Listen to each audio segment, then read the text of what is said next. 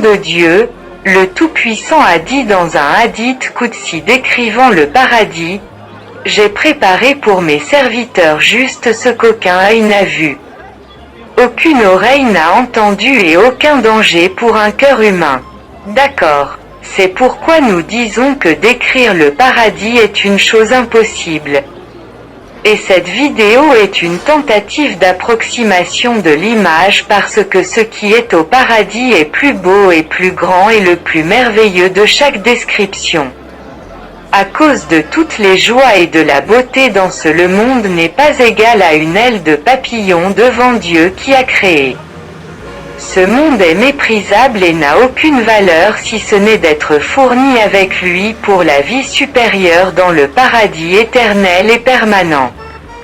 Lorsque le Coran est exposé à décrire des choses qui n'ont pas d'existence mentale chez les êtres humains, comme le paradis, ils sont images approximatives données du luxe, de la beauté et de la splendeur du design, du mobilier, des lumières, des salles à manger, des cinémas, de la musique, des piscines, des domestiques, des servantes, des belles épouses et de toutes les couleurs du plaisir car elles ne constitueront pas un iota de les palais paradisiaques et le bonheur qu'ils contiennent. Pourquoi ? La réponse est de se demander. Le travail d'un créé est-il égal au travail du créateur ? La création et la créativité maximale des êtres humains sont-elles égales à celles de leur créateur ? Bien sûr, c'est impossible.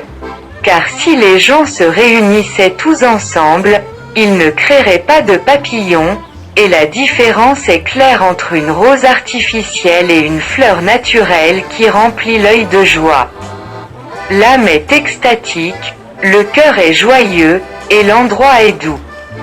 Donc, tous sont des palais égaux en nom, mais les palais du monde sont sujets à la démolition et à l'anéantissement.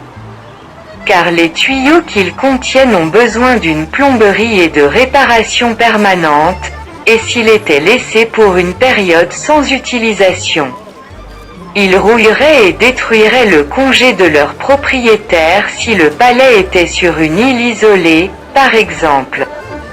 Et les générateurs d'électricité peuvent se gâter et tous les moyens de divertissement sont cassés, n'est-ce pas ce que cela peut arriver dans les palais de ce monde ? Oui. Et personne ne peut décrire la félicité du paradis car elle dépasse nos capacités d'imagination car ce qui est au paradis est par la puissance de Dieu cette puissance qui surpasse toute imagination. Alors nous trouvons le Créateur quand il a voulu nous parler du paradis il nous a donné des exemples des choses que nous connaissons dans ce monde. Ce n'est que pour approximation. Mais cela ne nous donne pas de vraies images.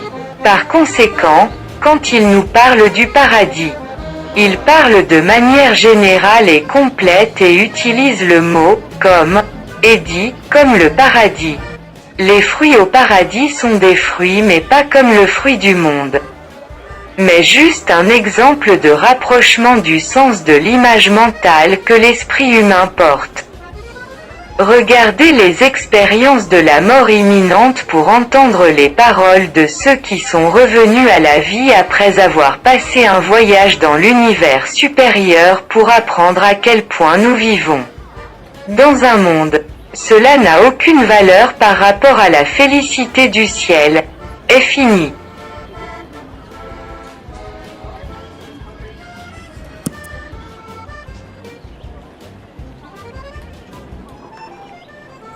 Un paragraphe supplémentaire.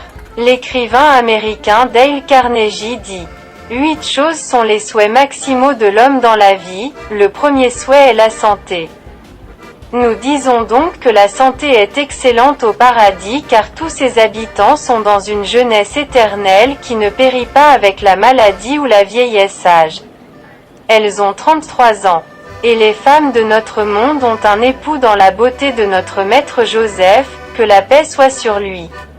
Le deuxième souhait est la nourriture. Alors nous disons que les gens du paradis n'ont pas besoin de nourriture pour survivre, et la nourriture là-bas est pour le plaisir. Et rien que le plaisir est offert par des enfants d'une grande beauté et à la peau blanche comme s'il était des perles. Le troisième souhait est le sommeil. Nous disons donc qu'ils n'ont pas besoin de sommeil à cause de la loi de leur nouvelle création qui convient à la vie dans le monde supérieur. Le quatrième souhait est l'argent. Nous disons donc qu'ils n'ont pas besoin d'argent car tout ce qu'ils désirent est gratuit. Le cinquième souhait est la vie après la mort. Nous disons donc qu'il n'y a pas de mort au paradis car la vie de ses habitants est éternelle. Et le sixième souhait est une vie décente pour leurs enfants. Nous disons donc que les enfants justes rejoindront les rangs de leurs parents justes, car le paradis se compose de 100 degrés, le niveau le plus luxueux appelé les Firdaous les plus élevés. Le septième souhait est le sens de l'importance, nous disons donc que Dieu Tout-Puissant accordera la paix aux habitants du paradis, comme il nous l'a dit dans son livre saint. Le huitième souhait est la gratification sexuelle, nous disons donc que chaque homme jouira de la cohabitation avec de nombreuses filles du paradis qui sont créées à partir de parfums. Et à chaque femme et homme à l'âge de 33 ans et la beauté de notre maître Joseph, la paix soit sur lui. Elles sont d'une beauté plus splendide que la beauté des filles du paradis, les nymphes des yeux. Ainsi, le maximum de désirs d'une personne sont exaucés au paradis, et plus que cela. S'il voulait profiter des plaisirs de ce monde comme il veut profiter d'un passe-temps qu'il pratiquait, comme dessiner ou assister à un concert à l'opéra, donc sa demande est répondue simplement en y réfléchissant, et la preuve dans le Coran est les paroles de Dieu Tout-Puissant, et ils ont ce qu'ils prétendent, sourate Yassine.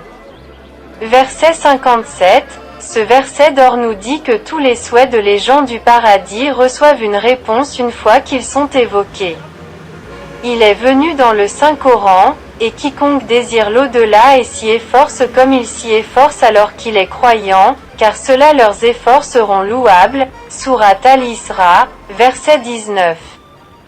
C'est-à-dire, quiconque veut vivre au paradis et croit en un seul Dieu et s'efforce de faire de bonnes actions, et évite de commettre des péchés majeurs, comme le meurtre, le vol et l'adultère où il les a commis et s'est ensuite repenti avant sa mort afin que son travail soit reconnaissant envers Dieu.